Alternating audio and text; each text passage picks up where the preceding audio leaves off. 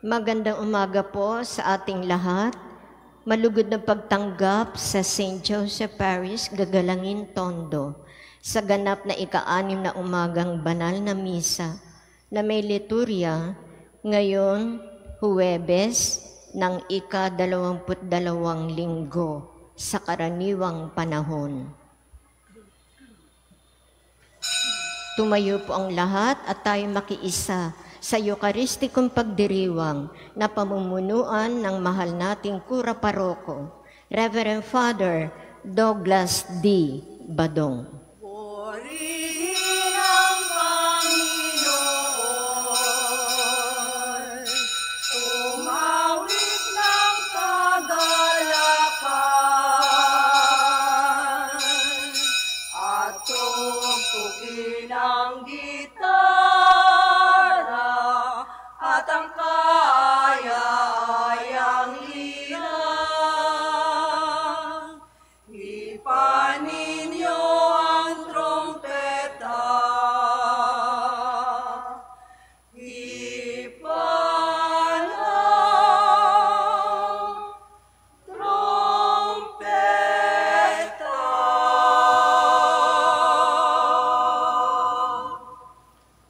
Sa ngalan ng Ama at ng Anak at ng Espiritu Santo. Amen. Ang pagpapala ng ating Panginoong Hesu Kristo, ang pag-ibig ng Diyos Ama, at ang pakikipagkaisa ng Espiritu Santo naway sumainyong lahat. At sumainyo rin. Mga kapatid, aminin natin ang ating mga kasalanan upang tayo'y maging marapat gumanap sa banal na pagdiriwang. Inaamin ko sa mga pangyarihang Diyos at sa inyo mga kapatid na lubha akong nagkasala sa isip, sa salita at sa gawa at sa aking pagkukulang. Kaya isinasamo ko sa mahal na Birheng Maria, sa lahat ng mga anghel at mga banal, at sa inyo mga kapatid na ako'y panalangin sa Panginoong ating Diyos. Kaawaan tayo ng makapangyarihang Diyos, patawarin tayo sa ating mga kasalanan at patnubayan tayo sa buhay na walang hanggan. Amen. Panginoon, kaawaan mo kami. Panginoon, kaawaan mo kami. Kristo, kaawaan mo kami. Kristo, kaawaan mo kami. Panginoon, kaawaan mo kami. Panginoon, kaawaan mo kami. Manalangin tayo. Ama naming makapangyarihan, tanang pinakamabuti iyong tinataglay. Gawin mong sa aming kaloob ay manuot ang pag-ibig sa iyong ngalang dakila at bantog, upang sa pag-unlad ng aming pagsunod sa pananampalatayang iyong ipinagkaloob, mapagyaman mo ang kabutihang iyong inihandog, at ang iyong pinagyaman ay mapanatili mong lubos sa iyong pagsubaybay sa amin at pagkupkob, sa pamamagitan ni Yesu Kristo, kasama ng Espiritu Santo, magpasawalang hanggan. Amen. Pagbasa mula sa sulat ni Apostol San Pablo sa mga taga-Kolosas. Mga kapatid, mula nang marinig namin itong tungkol sa inyo, patuloy naming idinadalangin sa Diyos na naway puspusin niya kayo ng kaalamang kaloob ng Espiritu upang lubusan ninyong maunawaan ang kanyang kalooban. Sa gayon, makapamumuhay kayo ng karapat-dapat at kalugod-lugod sa Panginoon, sasagana sa mabuting gawa at lalawak ang inyong pagkakilala sa Diyos. Idinadalangin din namin kayo'y patatagin niya sa tulong ng kanyang dakilang kapangyarihan upang masaya ninyong mapagtiisan ang lahat ng bagay. At magpasalamat kayo sa Ama sapagkat minarapat niyang ibilang kayo sa mga hinirang na magmamana ng kaharian ng kaliwanagan. Iniligtas niya tayo sa kapangyarihan ng kadiliman at inilipat sa kaharian ng kanyang minamahal na anak. Sa pamamagitan ng anak, tayo'y pinalaya at pinatawad sa ating mga kasalanan. Ang salita ng Diyos. Salamat sa Diyos. Ang Diyos na rin ang naghayag ng handog niyang pagliligtas. Ang Diyos na rin ang naghayag ng handog niyang pagliligtas. Ang tagumpay niyang ito'y siya na rin ang naghayag sa harap ng mga bansay na hayag ang pagliligtas. Ang pangako sa Israel, lubos niyang tinutupad. Ang Diyos na rin ang naghayag ng handog niyang pagliligtas. Tapat siya sa kanila at ang pag-ibig ay wagas. Ang tagumpay ng ating Diyos kahit saan ay namalas. Magkaingay na may galak, iyaong lahat sa daigdig. Ang poon ay buong galak na purihin sa pag-awit. Ang Diyos na rin ang naghayag ng handog niyang pagliligtas. Sa saliw ng mga lira, iparinig iyaong tugtog, at ang poon ay purihin ng tugtuging maalindog. Tugtugin din ang trumpeta na kasaliw ang tambuli, magkaingay sa harapan ng poon na ating hari. Ang Diyos na rin ang naghayag ng handog niyang pagliligtas. Alleluia, alleluia, alleluia,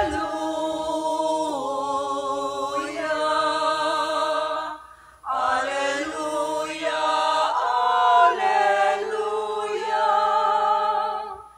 alleluia, alleluia. Sumunod kayo sa akin, at kayo'y aking gagawing katambal ko sa tungkulin. Alleluia, alleluia, alleluia, alleluia, alleluia, alleluia.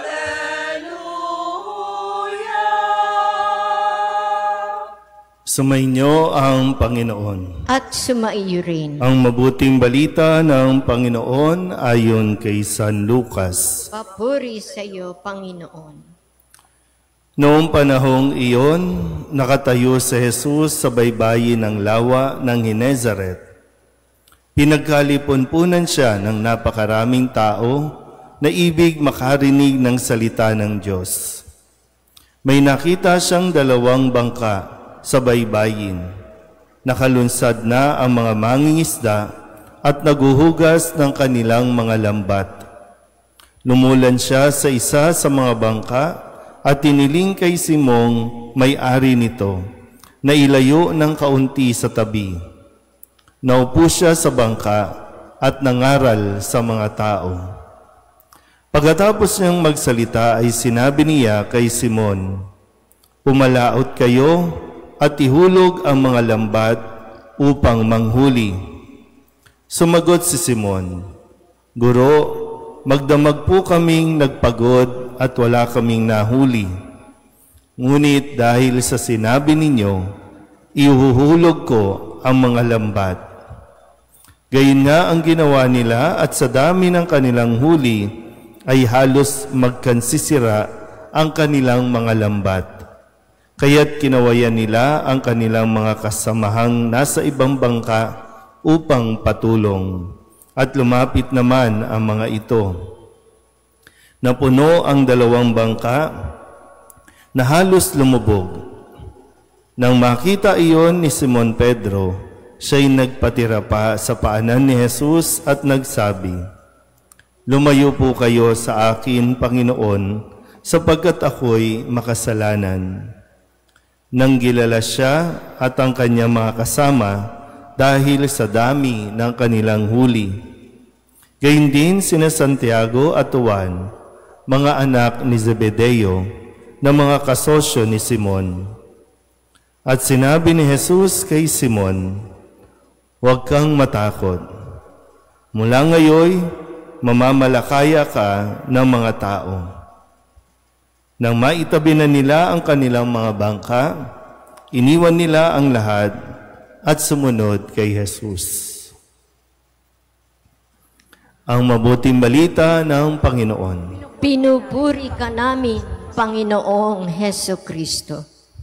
Isang magandang umaga po sa inyong lahat.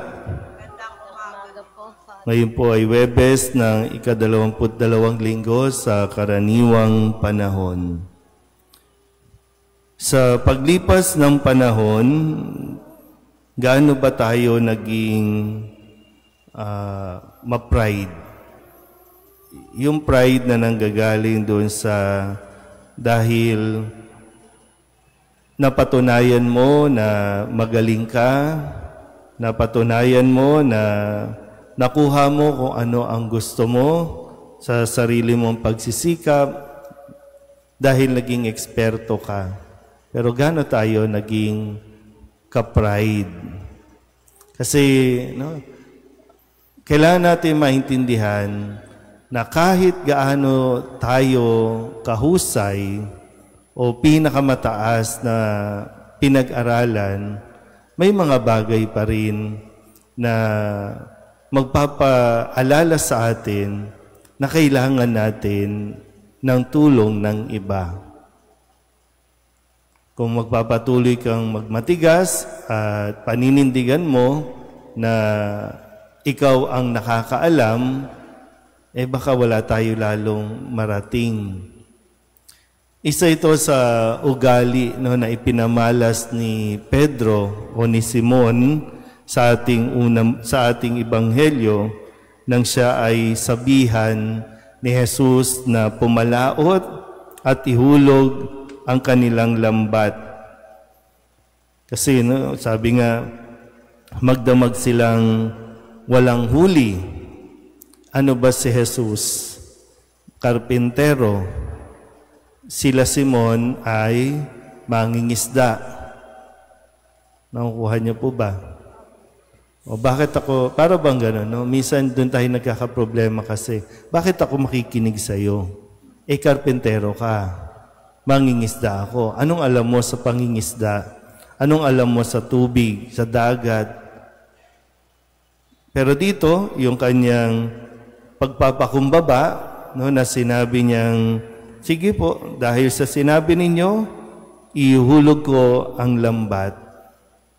At doon, muli ay sila'y nakahuli ng napakaraming isda na halos magkansisira o masira ang kanilang mga lambat. Pero yung isa din na napapakilala ng kanyang kababaang loob, sa dami ng kanilang huli, nakuha niyang ibahagi ito sa iba. Pwedeng kanila na lang yun, di ba? Pwedeng kanila na lang. Pero sa sobrang dami ng biyaya, ikalulubog nila ito. Kung kaya't kinakailangan, ibahagi sa iba. Dahil tinawag ni Simon ang ibang mga bangka at doon ay nailagay ang iba pang mga huli nila. So hindi lang sila ang nakaranas ng grasya at hindi nila isinarili ang kanilang grasya kundi ibinahagi sa iba. Diba napakagandang aral ito na hindi naging Tagalog ng greed, ng kasakiman. Hindi nila piniling maging sakim sa biyayang kanilang natanggap, kundi ibinahagi sa iba na wala din namang huli ng araw na iyon. Sa mga nangyayari sa ating lipunan ngayon, bakit lumulubog ang mga tao? Dahil sa kasakiman. Biruin nyo, yung mga issue natin na bilyon bilyong-bilyon na nasa iisang tao, kala mo ikagiginhawa mo, lalong ikasisira mo. Parang di ba, aanin mo ang napakaraming pera. So yan din ang sisira sa tao, yung maging sakim. Kaya maganda na ito yung panawagan ni Kristo na kung si Simon Pedro tinawag niya at sumunod si Pedro, tayo din nawa ay matutong makinig kay Jesus. Kung ano man at kung saan man tayo tinatawag para magbahagi, tandaan niyo mabuti tayo ay binibiyayaan ng Diyos para matutunan natin ang magbahagi ng biyaya sa iba at hindi ang maging sakim at maging makasarili sa atin pong mga natatanggap. Amen.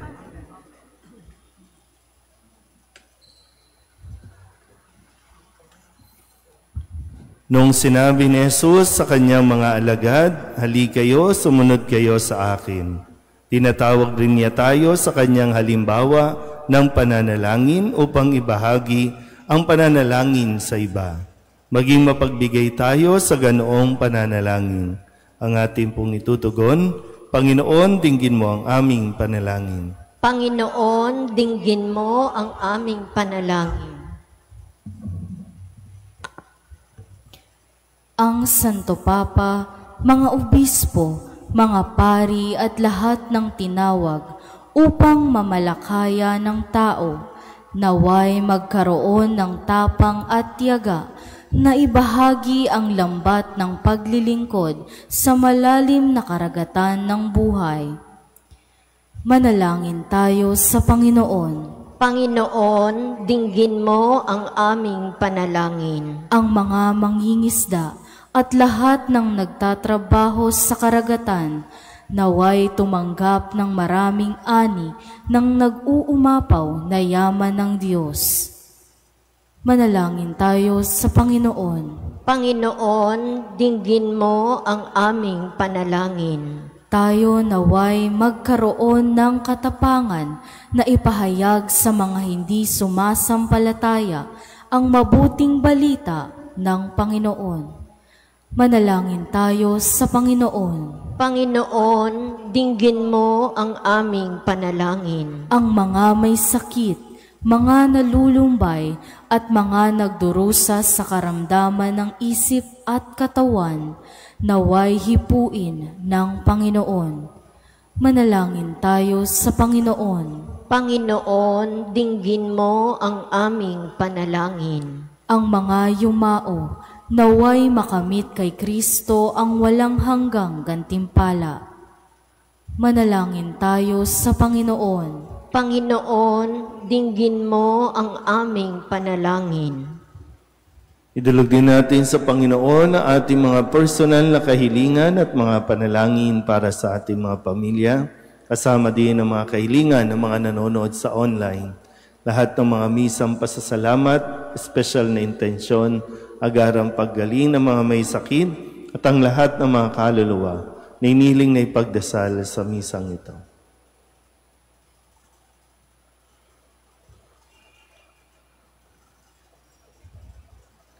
Ang lahat ng ito iniling namin sa ngalan ni Kristong aming Panginoon. Amen. Kunin at tanggapin ang alay na ito, mga biyayang nagmula sa pagpapala mo. Tanda ng bawat pusong pagkatinibig mo, ngayon'y nananalig, nagmamahal sa'yo. Manalangin kayo mga kapatid upang paghahain natin ay kalugdan ng Diyos amang makapangyarihan. Tanggapin nawa ng Panginoon itong paghahain sa iyong mga kamay, sa kapurihan niya at karangalan, sa ating kapakinabangan at sa buong sambayanan niyang banal. Ama naming lumikha, ang banal na paghahain ay lagi nawang magdulot ng iyong pagbabasbas sa aming tumutubos, upang ang ginaganap mo sa aming pagdiriwang ay maging lubos na pagkakaloob ng iyong pagmamahal sa pamamagitan ni Jesucristo kasama ng Espiritu Santo magpasawalang hanggan. Amen. Sumainyo ang Panginoon. At sumaiyo rin. Itaas sa Diyos ang inyong puso at diwa. Itinaas na namin sa Panginoon. Pasalamatan natin ang Panginoong ating Diyos. Marapat na siya ay pasalamatan. Ama naming makapangyarihan, tunay ngang marapat na ikaw ay aming pasalamatan.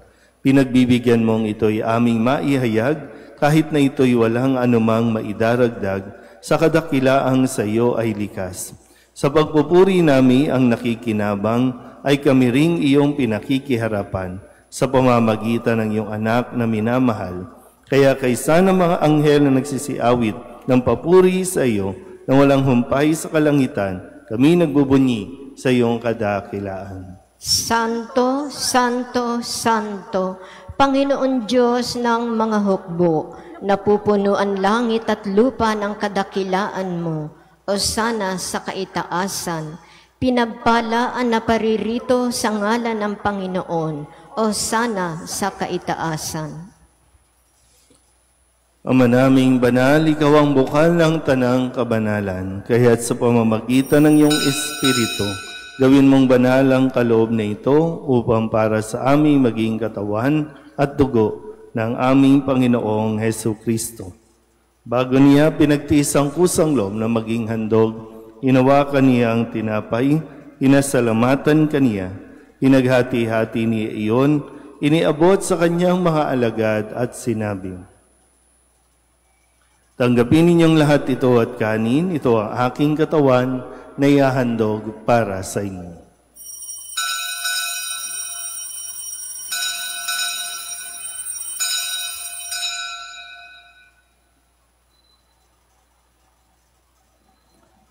Gayun din naman nung matapos ang hapunan, hinawakan niya ang kalis, muli kaniyang pinasalamatan. Iniabot niya ang kalis sa kanyang mga alagad at sinabi, "Tanggapin ninyong lahat ito at inumin. Ito ang kalis ng aking dugo, ng bago at walang hanggang tipan.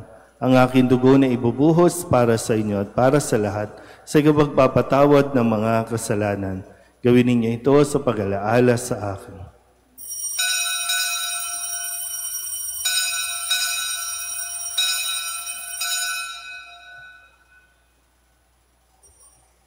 Ipagbunyi natin ang misteryo ng pananampalataya. Si Kristo'y namatay, si Kristo'y nabuhay, si Kristo'y babalik sa wakas ng panahon. Ama, ginagawa namin ngayon ang pag-alaala sa pagkamatay at muling pagkabuhay ng iyong anak. Kaya tiniaalay namin sa iyo ang tinapay na nagbibigay buhay at ang kalis na nagkakaloob ng kaligtasan. Kami nagpapasalamat dahil kami iyong minarapat na tumayo sa harap mo para maglingkod sa iyo. Isinasamo namin kami magsasalo-salo sa katawan at dugo ni Kristo ay mabuklod sa pagkakaisa sa pamamagitan ng Espiritu Santo. Ama, lingapin mo ang iyong simbahang laganap sa buong daigdig.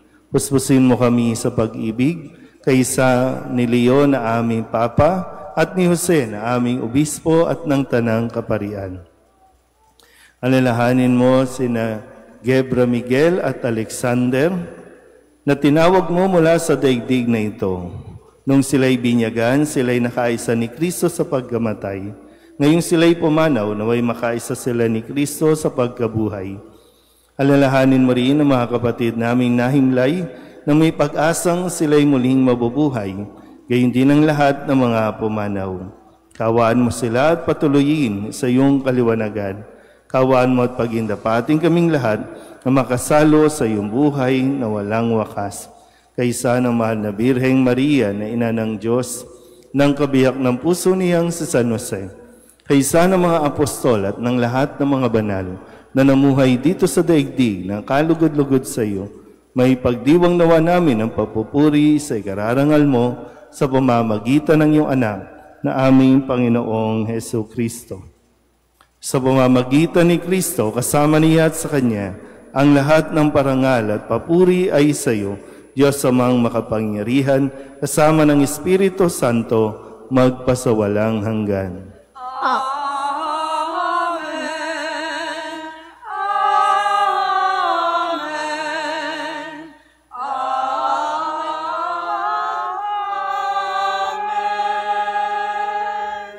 Sa tagubilin ng mga nakagagaling na utos at turo ni Jesus sa Panginoon natin at Diyos, ipahayag natin ang lakas loob.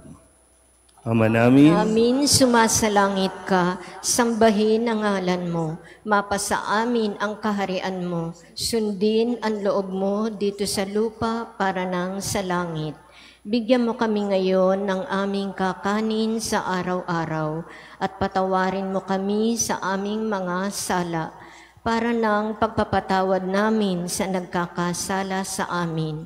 At huwag mo kami ipahintulot sa tukso at iadya mo kami sa lahat ng masama.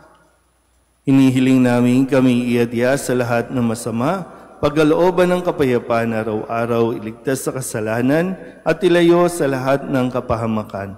Samantalang aming pinananabikan ang dakilang araw ng pagpapahayag ng tagapagligtas naming sa Hesukristo. Sapagkat iyo ang kaharian at ang kapangyarihan at ang kapurihan, magpakailanman. Amen. Panginoong Hesukristo, sinabi mo sa iyong mga apostol, kapayapaan ang iniiwan ko sa inyo, ang aking kapayapaan ang binibigay ko sa inyo.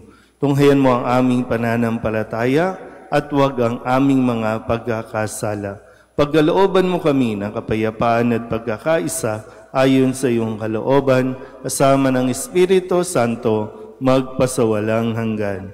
Amen. Ang kapayapaan ng Panginoon ay laging sumainyo.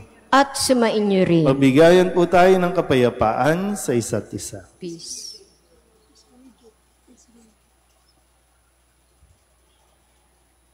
Kordero ng Diyos na nag-aalis ng mga kasalanan ng sanlibutan, maawa ka sa amin. Kordero ng Diyos na nag-aalis ng mga kasalanan ng sanlibutan, maawa ka sa amin. Kordero ng Diyos na nag-aalis ng mga kasalanan ng sanlibutan, ipagkaloob mo sa amin ang kapayapaan. Ito ang kordero ng Diyos. Ito ang nag-aalis ng kasalanan ng sanlibutan. Mapalad ang mga inanyayahan sa kanyang piging. Panginoon, hindi ako karapat-dapat na magpatuloy sa iyo, ngunit sa isang salita mo lamang ay gagaling na ako.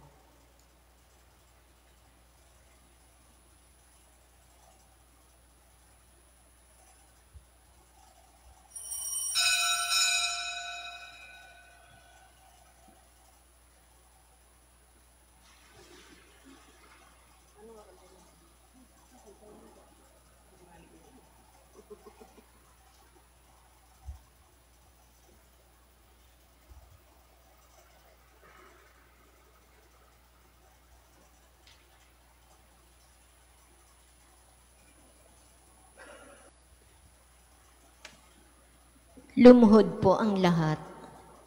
Panalangin kay San Jose.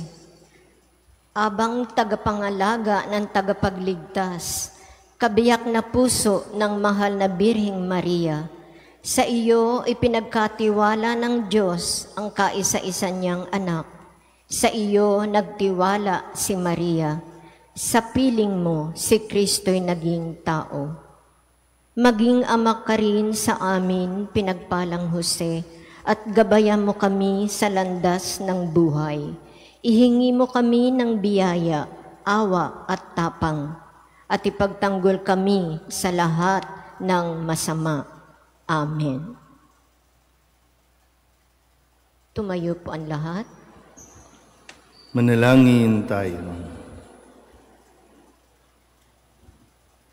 Ama naming mapagmahal, kaming nagsalo-salo sa pagkain mong bigay, ay umihiling ng lakas mong inilalaan upang ang kagandahang loob namin madagdagan sa paglilingkod namin sa iyong kadakilaan na nagpapaalab sa pag-ibig namin sa kapwa-tao sa pamamagitan ni Jesucristo kasama ng Espiritu Santo magpasawalang hanggan. Amen. Sumainyo ang Panginoon. At sumainyo rin. At pagpalain kayo ng makapangyarihang Diyos, Ama at Anak at Espiritu Santo. Amen. Tapos ang banal na misa, humayo tayo sa kapayapaan ni Kristo. Salamat sa Diyos. Magandang umaga po. San Jose, pinakasing ibig, tanggulan at lakas, buong pananalig. Kami po'y ipagadya sa mga panganib. Kami naway lagi kukupin ng langit.